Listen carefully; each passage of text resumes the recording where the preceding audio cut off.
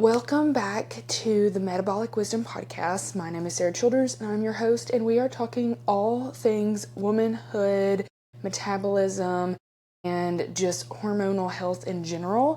And today I'm finishing up my little season 1 series about the foundations for a fully feminine metabolism. So if you have not been keeping up with this podcast, I have been going over what the foundations are, both mind, body, spirit, and physical foundations, what those are for a fully feminine body. And when we talk about a fully feminine body, we're really talking about how to be the healthiest woman that you can be without feeling overwhelmed, without feeling like you are spinning a ton of plates at one time. I've really simplified it to a few key components, and today I want to finish it out with talking about nutrition. And this is going to be a very broad spectrum look at nutrition and what you need to do in order to eat with your biological design, because that is something that I teach to my clients, is working with our biological design and not against it. And so that's what we're going to get into today. And as you can see, I am just really in the raw here. I'm in my Camaro shirt. I'm so casual today, but I feel like I don't even really need these notes that I made for the podcast, because nutrition, of course, since I'm a registered dietitian, is my bread and butter. This is something that I've been studying for years, and in the last 2 or 3 years, I've really honed in on what works and what doesn't, so that we can cut through the clutter of what diet culture tells us. And I think food is so interesting because it's something that is talked about so much, but I feel like the implementation is not always there. And I think it's because food is so overwhelming and there's so many diet fads and there's so many feelings around food. A lot of people are scared of food. A lot of people demonize food. A lot of people really love and have an emotional attachment to food. So I want to take that into consideration when we're kind of going through these principles. But I'm going to give you guys a broad spectrum look at what I do when I'm thinking about my nutrition and also my clients' nutrition. So there are a few foundations. Really, as far as like nutrition goes, the first thing that I always do with clients is we look at your goals, because if we don't know your goal, we don't know what we're heading towards, and if we don't have a destination to put in our GPS, that is going to make it really impossible to get to that destination. So when I work with clients, and I'm mostly talking about in my Fully Feminine program, where I work one-on-one with women to help them pretty much reinvent their health from the ground up. Our first interview is all about, okay, what are your goals? Are you wanting to lose weight? Are you wanting to prep for conception? Are you prenatal, postnatal? Are you wanting to maintain your weight? And I've even had clients who are wanting to gain weight or to gain muscle. And so that's the first thing we look at, because that's going to determine your calories and your plating method and how we plate your foods. And that's something that I want to talk about first. So, of course, those all have to be taken into consideration when we are thinking about your food. We need to know your goals, because if you're trying to reinvent your health, lose weight, help with your liver, all the things, your diet's going to be tremendously different than somebody who is wanting to either gain weight or support their fertility, because preconception, you shouldn't be fad dieting preconception, and also like pregnancy, even postpartum, when you're breastfeeding and you have a lot of calorie burn from breastfeeding and just being a postpartum mother, it's absolutely completely different as far as like calories go and how much fat you need and how much protein you need.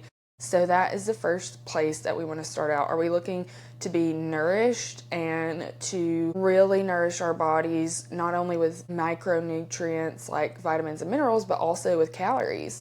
Or are we wanting to restrict and detox and really slim up our diet so that we have high protein but maybe not as many fat or carbs? So that is the first thing we look at. The next thing I like to do with clients, and this is something that I do in my Fully Feminine program, it is my bread and butter of this program, and that is doing a hair tissue mineral analysis test. So I talked a little bit about this test when I talked about minerals in my last podcast episode, if you want to check it out. But we do a hair tissue mineral analysis test on almost everybody that I work with who is looking to change their food up as far as like calories or restriction or a surplus of calories is concerned. And the reason for this is because your calorie needs and your macro needs, so how much fat you need and how much protein you need and how many carbs you need, is actually very bio-individualized. Like, it does matter what your metabolism is doing, and somebody could be on a low carb, keto, high fat diet and do really well, and then the next person could do the same diet and actually gain weight and it not be good for them. And it all comes down to your metabolism and how fast your body metabolizes things or how fast it oxidizes things. So the reason I do the hair tissue mineral analysis test is because it actually tells us what metabolic type you are. So you can either be a slow metabolic type or you can be a fast metabolic type. And what that actually means is if you're a slow metabolizer, you are actually in what we call, you're not in fight or flight mode, you're in rest and digest mode. Everything in your body has slowed down a lot. Your metabolism has slowed. The amount of calories you burn at rest is likely slower than a fast oxidizer. You are not burning through nutrients efficiently, and in that case, having a high fat diet is going to actually be probably a pretty bad idea. And it's going to cause probably some inflammation, probably some weight gain, and something like a keto or low carb diet long term is not going to be good for you. And then you have a fast oxidizer, and this is somebody who is in fight or flight mode. They're not in rest and digest. Their entire body is alarmed and it's burning through calories extremely quickly, and so it metabolizes things super quick, and therefore we want to almost not slow down the body, but for lack of a better term, we want to slow things down just a tad bit, and they will do better with a high protein diet, high fat diet, lower carb diet. So that's kind of the difference there. I will go ahead and say most clients that I get in my practice are women who have put a lot of stress on their bodies from chronically dieting for years and years and years, and they're to their wits' end and they've restricted their carbs so much. They've done the low carb diet, the carnivore diet, the keto diet, and they have all this stored inflammation and this weight loss resistance. And I can't tell you how many clients we have actually worked with who we have switched their diet from being like keto, low carb, restrict. We've literally given them really healthy proteins, really good gut healing and liver healing supplements. And then we've also encouraged them to eat less fat and to eat more carbs. And they are able to lose weight so much better, because when your body has been stressed out for so long, when your thyroid has slowed down, your hormones aren't being made efficiently, when your digestion is slowed, it takes a really long time for your body to metabolize fats. And oftentimes those don't get metabolized and they get stored as fat tissue. But if you give your body the easiest thing to work with, which is carbs, it usually almost lets your body calm down a bit and feel safe again, so that you are in a place where you can lose weight. Now, personally, I think this is a good time to drop this bomb on you, but as far as carbs are concerned, I am pretty picky about what kind of carbs I consume and also what kind of carbs I encourage my clients to consume. So I don't do allergy tests just a whole lot, but that is part of my practice and something that upon request I do with clients, and something that I can interpret and help people with. I have experience helping people reverse their allergies, their foodborne allergies, by healing their gut. And so this is something really important. But I've never had an allergy test where somebody wasn't allergic to wheat or gluten. So usually my biggest thing with carbs is, yes, we need carbs. We want carbs. But gluten is extremely inflammatory. Usually, so many people out there have a gluten intolerance and they keep eating gluten. Even if it's like a low carb keto wrap that still has gluten in it, they're feeding themselves with these diet foods that still have gluten in them. and still have a lot of things that are artificial and cause inflammation. And that's actually some reason why their body holds on to weight. I can think of one client in particular, and I'd love to have her on the podcast, but she had had her gallbladder removed and she had had trouble with her weight her entire life. This is somebody I knew personally, and she went from being keto, low carb, to actually eating healthy carbs, pairing it with protein, low fat. She was so diligent, so self-disciplined.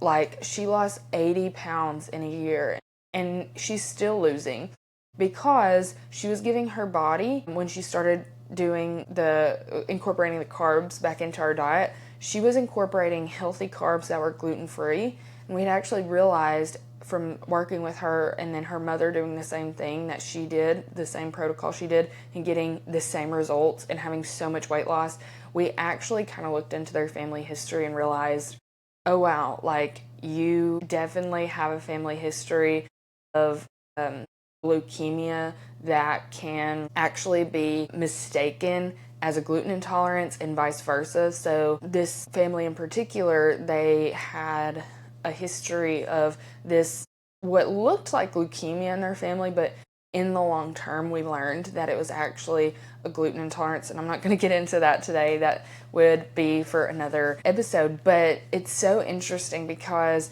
I've seen time and time again where I tell clients to cut out gluten. And I'm not just saying get gluten-free chips. I'm not just saying get gluten-free crackers. Like, I really do encourage my clients to just go as grain-free as possible. And when I say grain-free, I really mean just going wheat, barley, rye free, not eating things that still have wheat in it but are just gluten-free.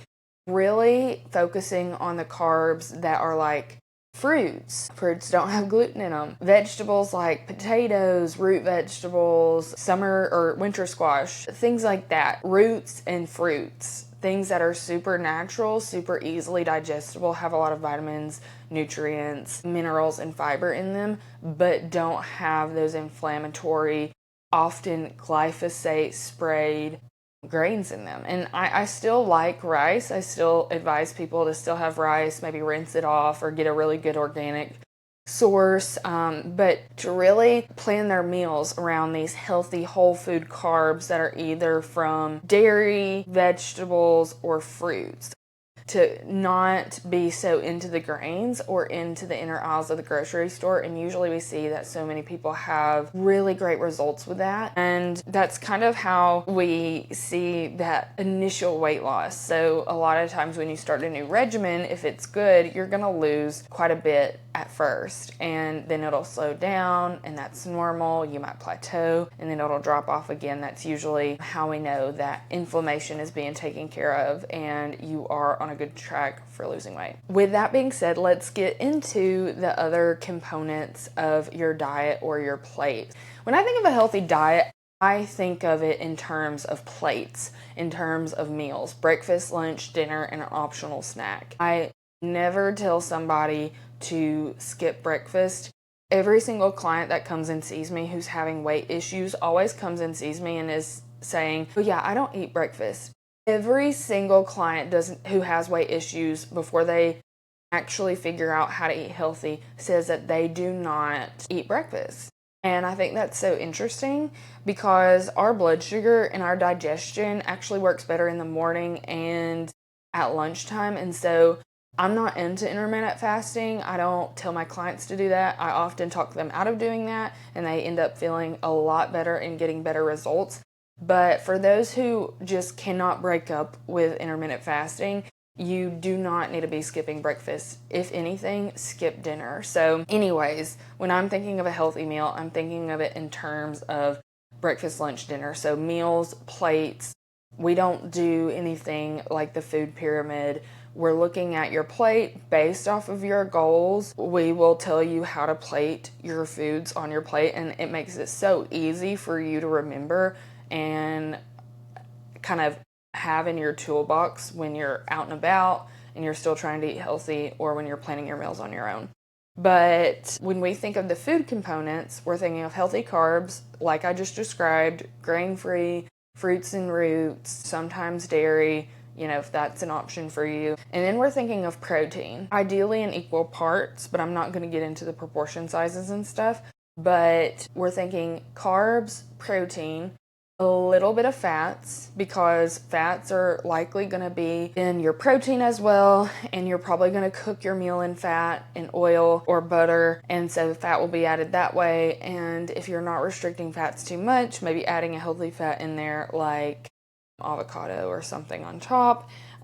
Fiber, so this can actually encompass a few things, but we're thinking carbs, protein, fat, and vegetables. I'm not a huge proponent of somebody just gluttonously eating tons and tons and tons and tons and tons of vegetables, especially raw vegetables. I find that people who haven't eaten healthy in a long time don't actually do well with that, and sometimes they feel worse before they start to feel better. And so having like equal parts, vegetables to whatever else you're eating on your plate is a really good idea. And most people do well with cooked vegetables, because cooked vegetables really helps to break down some of that food that often makes us bloated if we're not used to eating that much fiber.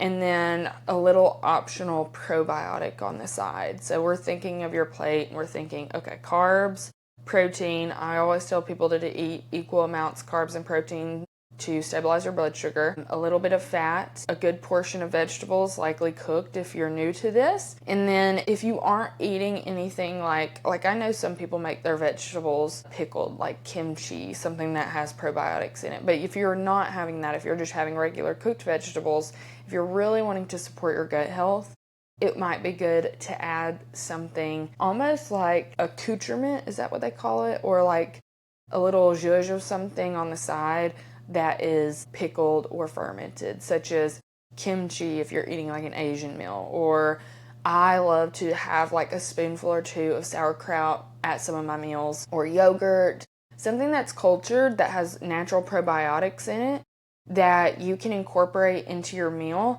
that is going to give your gut like something to hold on to and to grow and to help rebuild that gut lining. So everything you're eating, if your meal consists of a balance of all these things, is going to be super healthy and healing from the ground up. So you have your protein and your carbs that are giving you energy, helping you to build muscle, but also, since the proportion size is going to be the same, it's stabilizing your blood sugar, which helps to balance your hormones. And then you have fats, which you need fats in your diet in order to make hormones in the first place, because hormones are made from cholesterol.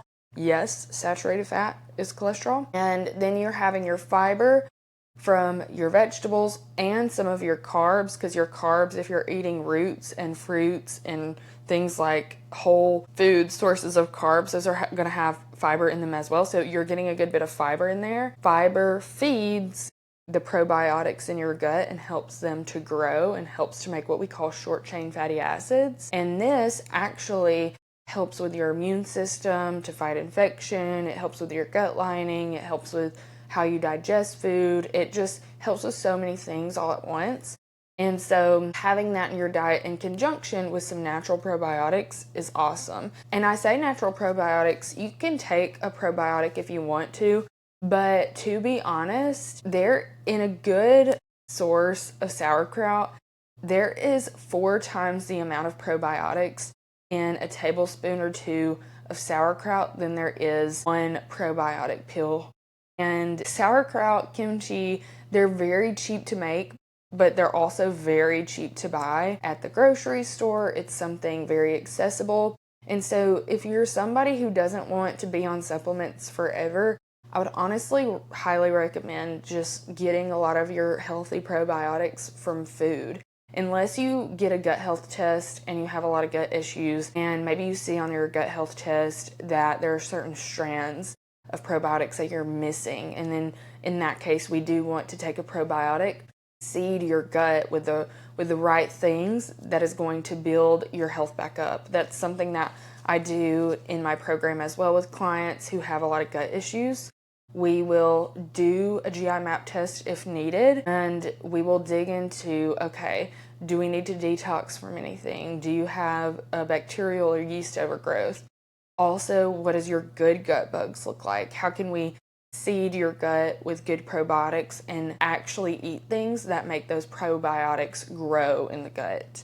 So we're not actually meant to be on probiotics and the same probiotic forever. It's honestly a waste if we're always on the same probiotic, because for one, we can get probiotics from food, as I said, but also if you keep seeding your gut with the same strand of probiotics and it's really bountiful in your gut because you're eating fiber, but maybe you're lacking a strand of probiotic that you aren't taking, that is just a waste of money, to be honest. And since we're talking about probiotic rich foods, I think this is a good transition to talk about other things that are not just fermented and pickled like sauerkraut, but also things like sourdough or sprouted type of grains, or even like soaked and sprouted beans and legumes, because those are kind of related to things that are fermented and pickled, kind of like sauerkraut or yogurt. But when we're thinking of our healthy carbs, it is really restrictive to be on a grain-free diet forever. Some carbs that I like outside of like the roots and fruits are something like sprouted Ezekiel bread, because when you sprout things, like, okay, for instance, most of your carbs that we are traditionally used to eating, like beans and rice and wheat, bran, rye, barley, all those grains, when we really think about what those are biologically, all of those things, whether it's grains or legumes, which are things like beans or lentils, all of those things biologically are seeds. And if you remember biology, seeds have this bran germ on the outer coating of them. And unless we break that outer coating, it's going to be very hard for us to digest well and break down that seed. And so what happens a lot of the time, and I wonder if this is something that has messed up our gut health in the long term, but what happens when we eat wheat that isn't cultured, like sourdough is, we are actually feeding ourselves with something that is not bioavailable. And not to mention, it's also probably sprayed with glyphosate and other chemicals and stuff. But outside of that, the nutrients and the vitamins and minerals that are biologically in that seed are not able to release and be absorbed by the body. So really unabsorbable. So that's why every time I recommend this to clients, like I recommend people simplify their diet and eat roots and fruits first as their carb. But as you get into eating healthier and you get into a healthier mindset and you don't have as many cravings because you've balanced your blood sugar and you're not just craving all this processed bread and bad carbs. Once you get to that point, I recommend that people look into, maybe you can tolerate sourdough, because a lot of people can tolerate sourdough even if they can't tolerate wheat, because it's pre-digested, because it's cultured and it's broken down. Or I'll suggest to them that if they want to eat beans, like say they have a traditional diet of rice and beans, if they want to eat beans, just try to soak and sprout those beans so that that seed is germinated and the nutrients in that seed is more bioavailable and it's easier to digest and break down. Because that's what happens is when we soak or sprout a seed, or when we culture, so like when we have the yeast that are forming in a sourdough, it is pre-digesting and breaking down those nutrients so that we can better digest them. And this just is aligned with our biological design and our ancestors, because our ancestors, this is how they prepared foods. They would soak and sprout beans, if they even ate any at all. Many cultures that are super healthy don't eat any sort of beans, grains, or legumes, but if they did, that's how they prepared them. And then sourdough was a way to make bread rise without having like that instant rise stuff that we put in breads a lot of the time. It's a natural way to pre-digest breads and make them from scratch with just like 2 or 3 ingredients. So that, and going back to the fermented and pickled stuff, our ancestors within the last 200 or 300 years did not have refrigerators. They did not have freezers. They didn't have like canned goods at the grocery store, or maybe they did, in the last 100 or so years, but they usually pickled their own food to keep it and make it last longer. And that pickling and fermentation process actually makes our food more digestible. So if you think about like pickles or pickled onions or the sauerkraut or the kimchi, like this was a preserving method that actually worked in our benefit because it gave us natural probiotics. Because when something is able to be immersed in something like sugar and vinegar, and then natural probiotics, natural good bacteria is able to form and grow, it preserves that plant, but also gives you really good probiotics in the long run. So that was a long explanation, but that's how that works. So we've talked about carbs, fiber, talking a little bit about fats. I won't talk much about them, but a mixture of things like olive oil, coconut oil, and healthy saturated fats, such as fats from meat, MCT type oils, fats from, of course, you don't have just fats from meats, but you have fats from dairy or eggs, super good for you. I think a mixture of all of them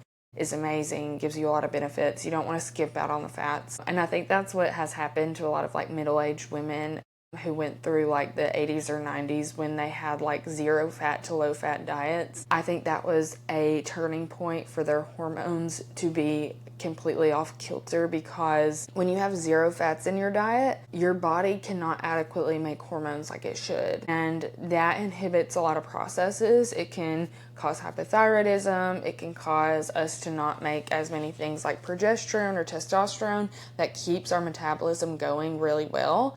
So you don't need to overdo it with fats, definitely not, but you do need to have some, just a few in your diet. So we've gone over fats, carbs, fiber, and now we're talking about protein. I feel like protein is so controversial in a way. I personally love a mixture of like bone broth protein to, I do beef isolate protein powder. I try not to have that just too much, but that is something that I use because it's a really good tool. Protein from Greek yogurt, but mostly protein from meat. And even though it's not very easy to do, I think it is important to incorporate some things that are not muscle meats into your diet.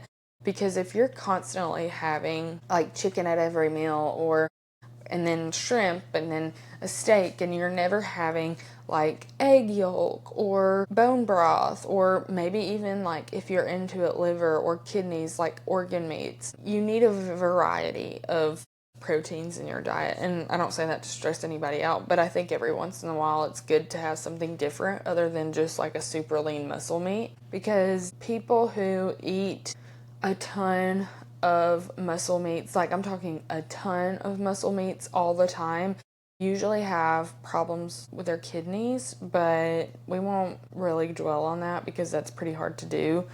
I think the biggest thing, because most people that I coach are under eating protein. So whatever you can do to get enough protein, by all means, but just know that sources such as muscle meats, bone broth protein, protein from Greek yogurt, protein from egg yolks or egg whites, those are much more superior to your plant proteins. And I always teach my clients that plant proteins actually are not going to go into the protein category. A lot of people love to say, yeah, peanut butter and nuts and seeds, so high protein. No, they're not. They're not high protein. They are fats. Those are going to go in your fat category. Now, by all means, add some nuts to your salad or to your yogurt parfait, or, if you want to have some almond butter with like a healthy dessert, go for it. But those will be in the fats category. They're not part of the protein category in my mind. They're mostly fat with a little bit of protein, and that's, if you look on the nutrient facts label, you will be confirmed that that is true. It's mostly fat, a little bit of protein. So it's going to go in the fats category. So we don't need much of them. And that's a huge thing that I see people doing is overeating nuts and seeds because they are like, oh, it's high protein and it's really good for me. And they just are hammering nuts and seeds and they end up either not losing weight or gaining weight from it and they don't know why. And usually the nuts and seeds are why. Because if you get a handful every now and then, and if you're eating like tons of handfuls of nuts and seeds every day, that's a lot of calories. It adds up really quick. Another thing that the plant-based peoples love to talk about is how high protein lentils and beans are. They are not high protein. They are high carb. They have a little bit of protein in them. It's not as absorbable in the body, and it has a lot of fiber as well, so they're still good for you. But those will be a carb. When I eat a soup, in the fall, I have ground turkey or ground beef or chicken in that soup. That is going to count as my protein. Plus, if I cook it in bone broth, that adds even more protein to it. And then my carb is going to be, like if I'm eating a chili, the beans. The beans are the carb. The beans have a little bit of protein, not enough to make a difference, but they're mostly carbs. So they go in the carb category. I want to share this because this actually is what gets people results, is when we put the right foods in the right category. Like I can't tell you how many times people can't lose weight because they're overeating beans or they're doing too much plant-based diet where they just are not getting enough protein and they're getting a surplus of carbs and fat because they're eating beans and seeds and nuts and lentils all the time. Or when somebody doesn't know that fruit is a carb and they keep eating fruit and they're just eating tons of carbs from their fruit and under eating protein, and that is causing their blood sugar to still not be super stable. Maybe it's a little bit stabler than it was before, but it's not where it should be, and so they don't lose weight. They may even gain weight. And us putting food in the right categories is going to be the most important thing you can do. Now, with a lot of clients, I start out just seeing how they do with the meal blueprint, seeing how they do with categorizing foods, and if they want to get fast results quick and they're willing to do the work, then we start to calculate, then we start to count macros. But if they're able to get a lot of leeway and a lot of progress without that, we usually just don't count anything. So there are a few things to transition kind of out of the basics of nutrition. I feel like this is just super basic and entry level, but to transition out of the basics of nutrition, number one is why meal plans always fail. Number two is why you don't have to restrict so much. Number three is eating whole foods based is the best. I've kind of already made my case there. Number four is sugar isn't the enemy. Number five is why low carb and carnivore fail. 6 is keep it simple to get results. 7 is meal prepping is the only way. And 8 is dangers of overcomplicating things. So let's start from the top. So why do meal plans always fail? There's no good way to say this other than a dietitian or nutritionist is a dietitian or nutritionist and not your mother. There are so many people that have so many weird diet restrictions, or they have like texture issues, or they're just like a chronically picky eater, just like a 5-year-old in like a 35-year-old's body. And when we make a meal plan for somebody, oftentimes we're not taking into all the nuances of their life, of their wants, of their needs, maybe of their family's needs, all the things. And usually, the allergens and stuff are on point, but I haven't met many people. I would say 3% of the clientele that I get actually follow a meal plan that I give them. Everybody else gets overwhelmed by a meal plan, or they eventually stop eating according to the meal plan, and they haven't learned anything about nutrition, and so they don't know how to plate their meals. They don't know how to plan their weeks or a menu. And so they end up losing their progress and backtracking and either gaining their weight back, or their blood sugar becomes unstabilized again, or their gut health gets really bad because they're so overwhelmed and off of the rails and they don't have that knowledge to back up their meal plan. So that's usually where we start. Now, sometimes people follow a meal plan, and while they are following a meal plan, we do education, and that ends up working out fine. But I find that most people do way better with having their own autonomy over their meals and learning a framework really well. So us testing their metabolic type, tailor making a plating method for them, and educating them on what's a carb, what's a protein, what's a fat, what's a vegetable, what's a probiotic, how can we incorporate this on your plate, what are your choices, and what are the proportion sizes going to be. And when people can really get the hang of that, that creates long-term success. And that's why I'm not a super big fan of meal plans. Now, I do make them for clients, especially upon request, but the clients that have done really well and have had long-term success are the ones who keep it really simple and who are able to learn a meal framework and learn why they need certain things, and we teach them that. The second thing is why you do not have to restrict so much. I personally am not a huge fan of over-restricting. Now, did I say that I like for people to follow a grain-free diet? Did I say that plant-based is not as good as eating like protein from an animal source? Yes. But I think when you become so consumed with restriction and so scared of eating and so legalistic about it, I think that creates more stress in your body. And if you're on a healing journey, it can almost inhibit you from healing. And so when we're over stressing, like, oh, I can't eat that, I can't eat that, and wanting to be perfect with it, that sometimes can create more problems than solutions. So what I like to do, and this kind of brings me to my other point, is to keep it so simple. So when we are trying to get results and when we're trying to not restrict, but also do what we want, have long-term success.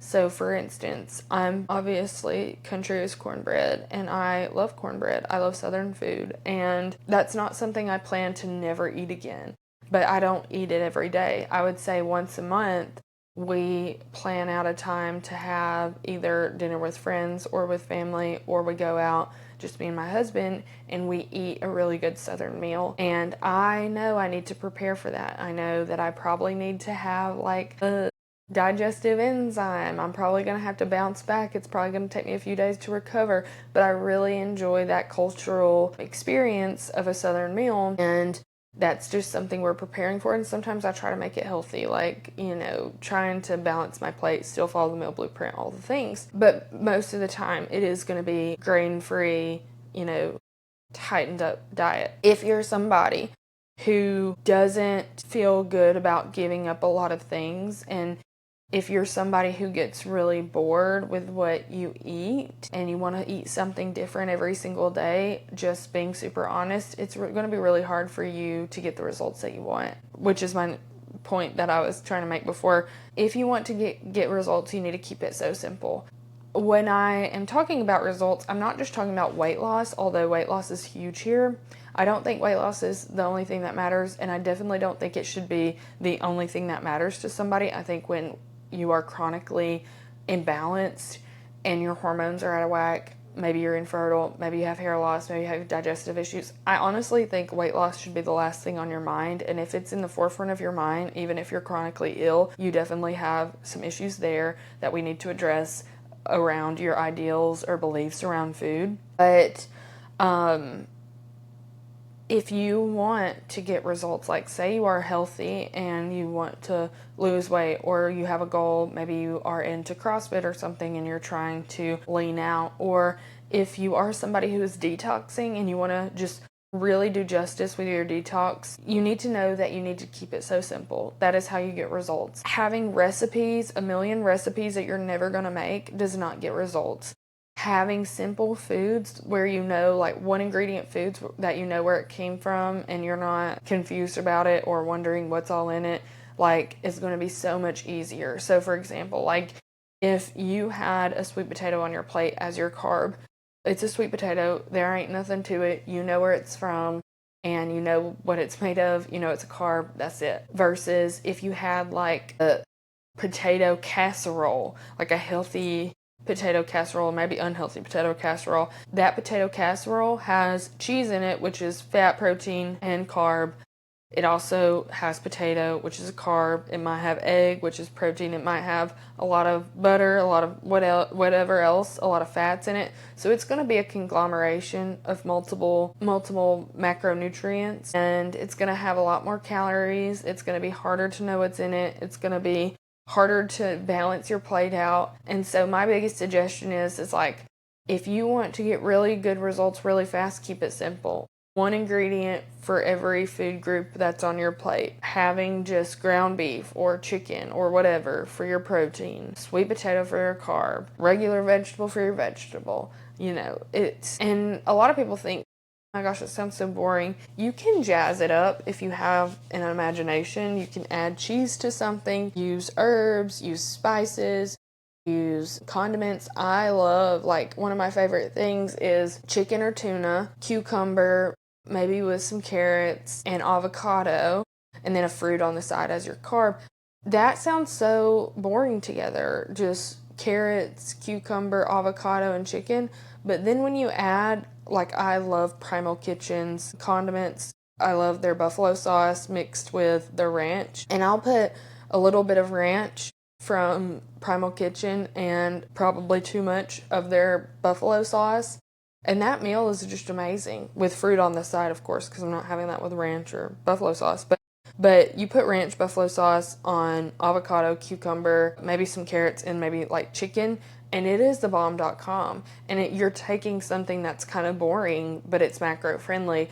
You're adding a little bit of flavor to it, and it becomes your favorite meal. So it does require a little bit of finessing, imagination, and creativity on your part, but that is actually where you get long-term results, is finding what you enjoy and taking ownership and autonomy over your own health, your own meals, your own life, and your own success and progress with your health. And that's why eating whole foods is the best. Things like grains and wheat and things that you find on the inner aisles of the grocery store, even if it's a diet food, it lacks nutrients. So eating whole foods, so eating roots and fruits as your carb, eating vegetables, eating meats that you prepare yourself, you know what's in them.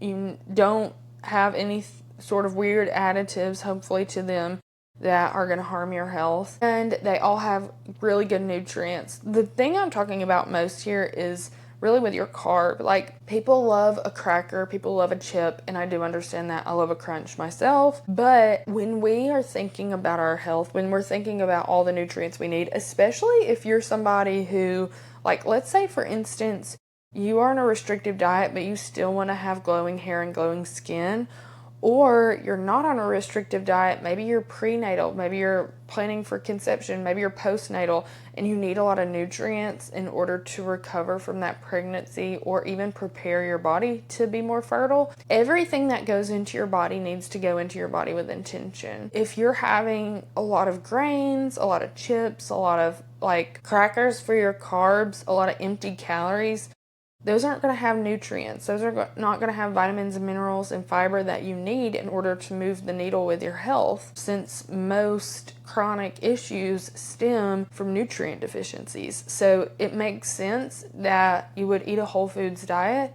in order to get all those nutrients that you need in your diet, so that you don't have to go to biounavailable supplements for all of your needs. And since we're on the subject of carbs, my next point is sugar isn't the enemy. So sugar is not the enemy. Sugar is actually good for you. Natural sugar is. So we're thinking about like fructose from fruits, natural carbs in like potatoes, or in a fruit juice. Dare I say somebody have a fruit juice? But really, like things like honey, natural maple syrup, like things that are just super natural and found in nature, but also have carbs in them. Those are super nourishing to the body.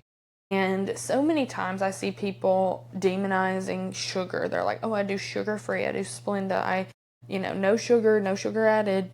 sugar-free this, I got keto sugar-free cookies or something. And to be the bearer of bad news, I would much rather have a spoonful of sugar than have 10 sugar-free cookies that are filled with additives and heavy metals and all the things.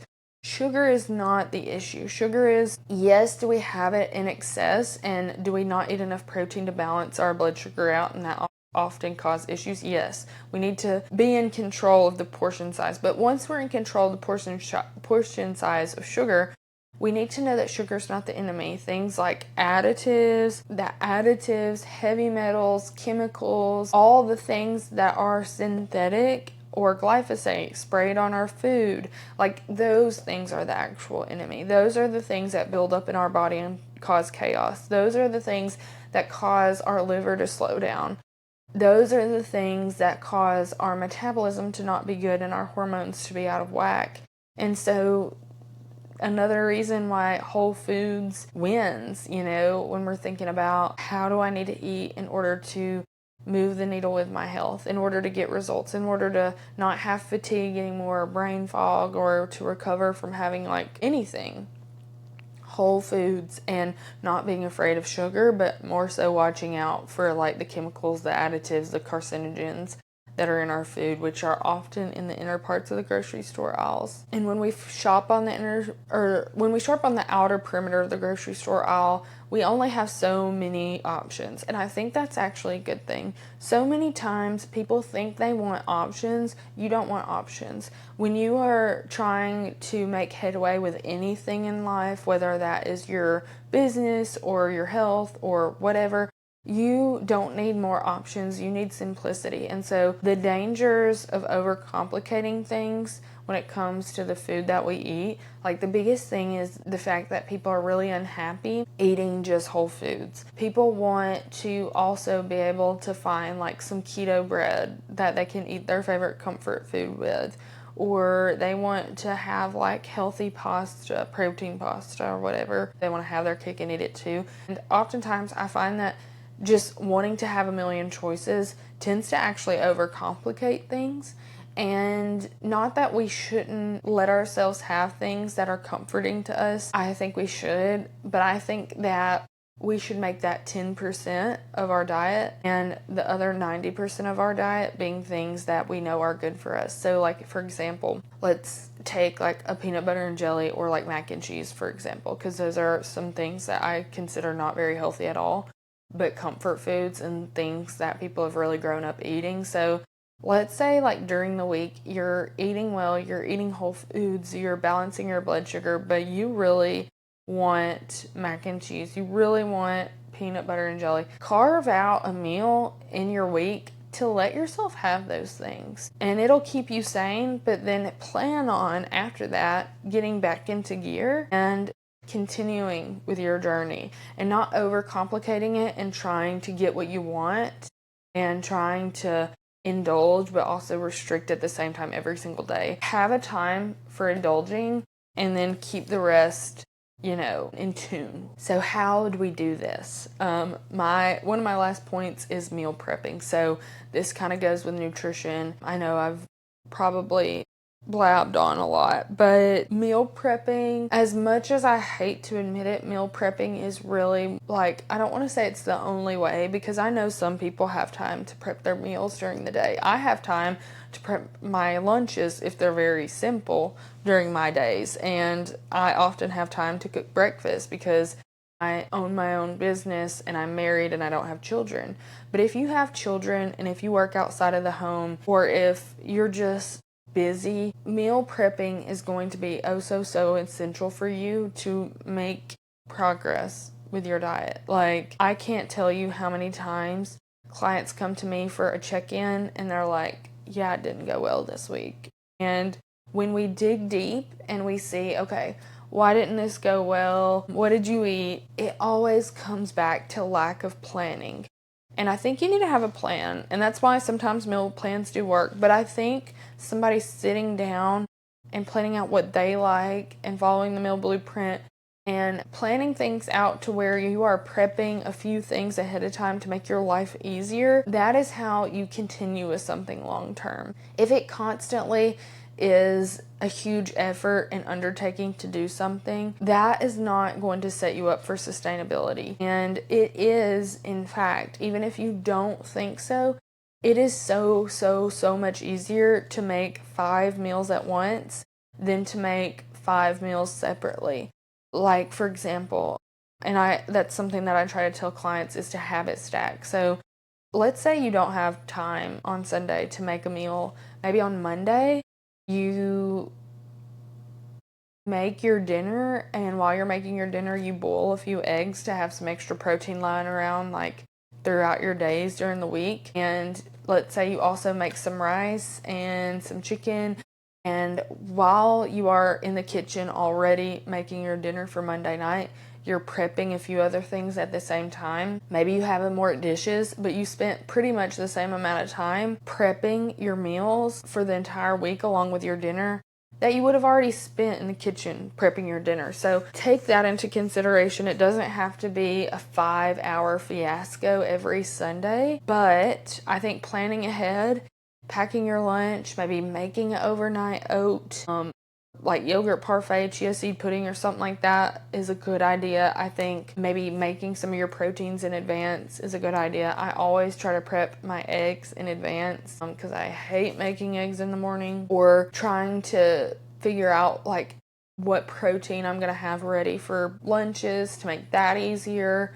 It doesn't have to be that you're making a full out meal and prepping it into these little boxes every Sunday. It can just be that you're planning your proteins, because that's the hardest thing, honestly, to get around is your protein, and letting the rest fall where it may. Just washing your vegetables, washing your fruit, planning your protein, that in and of itself makes food so much more available, so you're more apt to make a good decision. Because if the protein's not prepped, if the vegetables aren't washed and prepped, then you are going to reach for that bag of chips, and you're going to reach for whatever's easiest in your time of need. And so you need to make the healthy option the easiest option. So I've pretty much covered all of my points. If you found this at all helpful, I would love to know. This is just my basic foundations for nutrition. It's a lot, and that is why I work one-on-one with clients in my Fully Feminine method, to really help you break down your big goals into smaller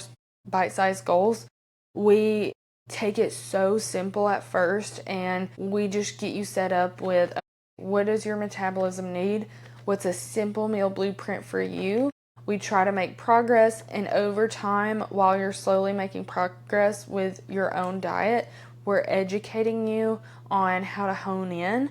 So by the time we get done working together, after 16 weeks is up, because that's how long the program is, you have full confidence and full autonomy over your diet. You're fully ready to go and take on the world and to maintain your changes, and your health is transformed at the same time, because we're not just focused on food. Yes, food is our foundation. We always come back to food in the program, but while you're changing your food and while you're learning how to eat healthier and eat in a way that is aligned with your biological design, we're also speeding up your metabolism. We are tailor recommending your supplementation. We are working on lifestyle changes that help with your detox pathways. And over time, your gut, your hormones, your thyroid will be healed and will balance out.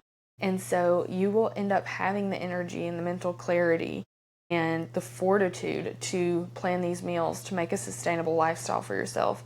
So if that's something that you're interested in, please go to my website, sarachildersnutrition.com. And if you liked this video, please like and subscribe to this podcast or this YouTube channel, wherever you're watching, and leave a comment of anything else that you would like to see.